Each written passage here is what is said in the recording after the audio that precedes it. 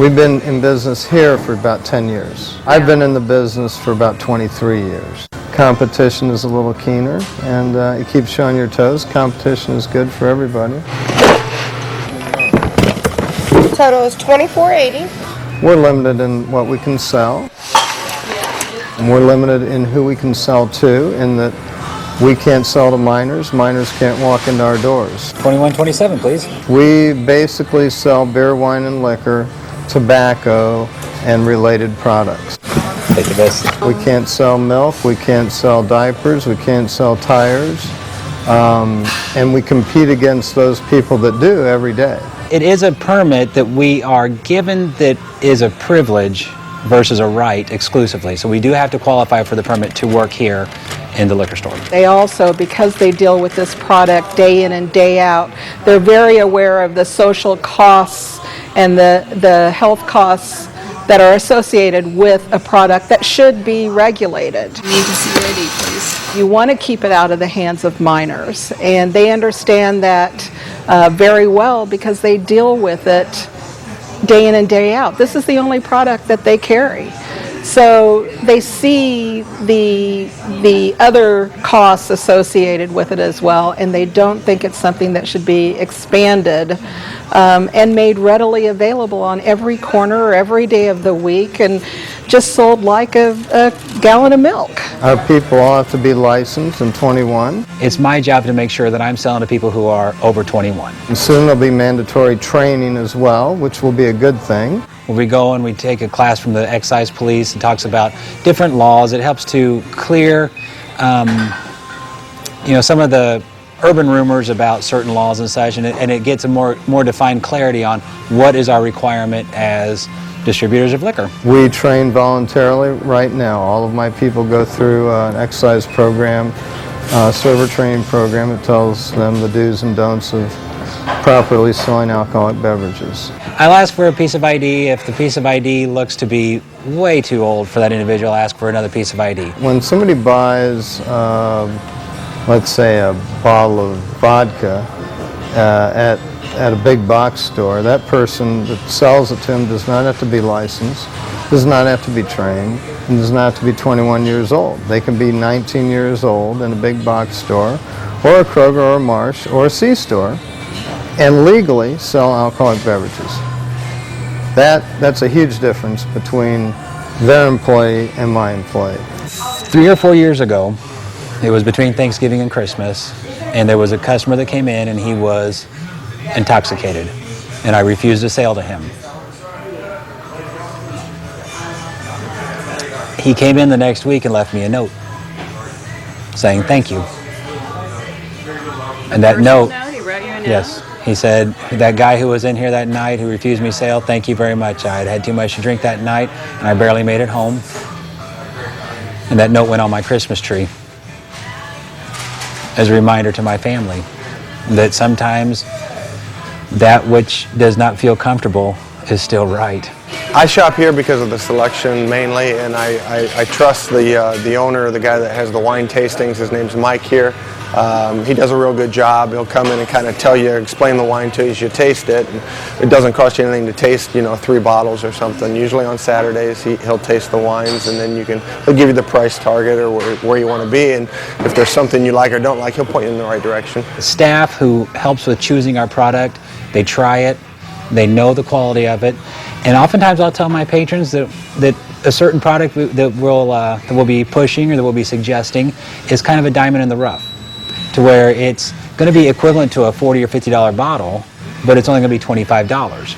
And 9 times out of 10, that patron will come back again and again for that particular item. You have a special meal and you're not sure which wine, we come here, Michael leads us to the right thing, so can't do that at a grocery store. No, you're not going to be able to do that at a grocery store. We have clerks who taste the wines. We do samplings in our stores. Our wholesalers come in and teach us about the wines. We have many stores have wine specialists on staff who help customers choose wines, and clerks learn about it. So in addition to the convenience that we have, we're also specialty stores for wines, beers, We sell hundreds of imports and microbrews, and we have a whole selection of Belgian beers. Those are the kind of things that you won't find in a grocery store, but you can find in a package store. I just got some lambic, raspberry lambic. We'll have folks who will come in, and this is my personality. If I've not tasted it, I will tell them what feedback we're getting from other patrons. And a lot of times I'll be working with somebody who is stronger in a different product line than I am. I myself, I'm strong in the beers and the scotches. So I feel confident explaining how something is, how something tastes, the different nuances of it. But if we're talking about tequilas, vodkas, or rums, I'll go to one of my colleagues to ask them for their feedback. I like the convenience of everything. I like the ownership, the employees that work here. I just enjoy coming here. It's a very nice store. Customers who come in here see the owner or talk to the owner. In many stores, in many package stores, the owners do work behind the counter too. So they are the face of their stores, and they stand behind everything that they sell. I buy beer, wine. Basically, I buy cognac. I usually either buy beer or scotch. He's got a great selection of Rosenblum Zinfandels, and that's my wife and I's favorite. That's where the nuances and the funness of coming to a package store is that you'll be able to get something that has history, something that has value that goes beyond the dollar. Indiana package stores are Hoosier business people by law. We have to be residents of the state of Indiana. We've competed with Big Box and Big Oil for years and years, and You're still here. they've failed to put us out of business. But now they're asking the legislature to help them put us out of business. Sunday sales is really kind of a life and death issue to us. For owners, they look at the costs associated with opening up an additional day when the only thing that they have to sell are beer, wine, and liquor. People in Indiana are used not to buying that products, and there are studies that show even in states where Sunday sales are allowed that it's less than 7% of total sales. For a package store to open that day, they would incur costs of employees and other costs that grocery stores and big box stores they aren't going to hire another employee to fill that slot. So there's going to be costs here that other stores don't have. I don't see the benefit of being open on Sunday. Our patrons who are from Indiana know that we're going to be closed on Sunday, and I don't believe that we will have any increase in revenue. I don't believe we'll have any increase in traffic because of being open on Sunday. If Sunday sales were to come about in this state, we'd be open on Sunday. But you wouldn't have a choice. We'll compete. You'd have to. We'll have to, and we will. We wouldn't have a choice.